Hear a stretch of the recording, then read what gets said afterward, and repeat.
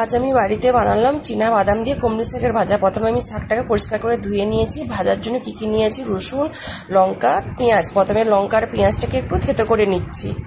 শাকটা আমি আগে থেকে সিদ্ধ করব না, একবারে ফোড়ন দিয়ে কিন্তু আমি শাকটা তুলে দেবো। কড়ার মধ্যে কোনো অল্প সরষা তেল দিয়ে দিলাম, ফোড়নে দিলাম গোটা জিরে।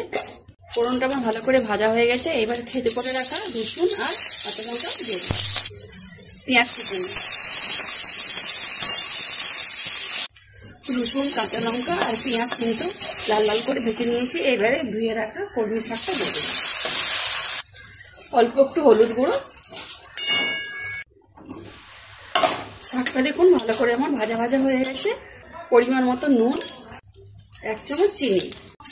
শাক ভাজাটা দেখুন একদম শুকনো শুকনো করে নিয়েছি। এবারে দিয়ে দেবো আগে থেকে ভেজে রাখা চীনা বাদাম। ভালো করে মিশিয়ে আমি নামিয়ে নিই। বাদাম দিয়ে কুমড়ো শাকের ভাজাটা সত্যি খেতে অসাধারণ লাগে। দেখলেন তো বন্ধুরা কিভাবে বানালাম। আপনারা যদি ভালো লেগে থাকে তাহলে অবশ্যই একবার বাড়িতে বানিয়ে খাবেন, আমাকে কমেন্টে জানাবেন। যেসব বন্ধুরা আমার রান্নার ভিডিও দেখতে পছন্দ করেন তারা আমার পেজটাকে লাইক, কমেন্ট, শেয়ার করবেন। আর যারা ইউটিউব চ্যানেল থেকে দেখছেন তারা সাবস্ক্রাইব করে পাশের ঘন্টায় ক্লিক করবেন। সবাই ভালো থাকুন, সুস্থ থাকুন আর সাবধানে থাকুন।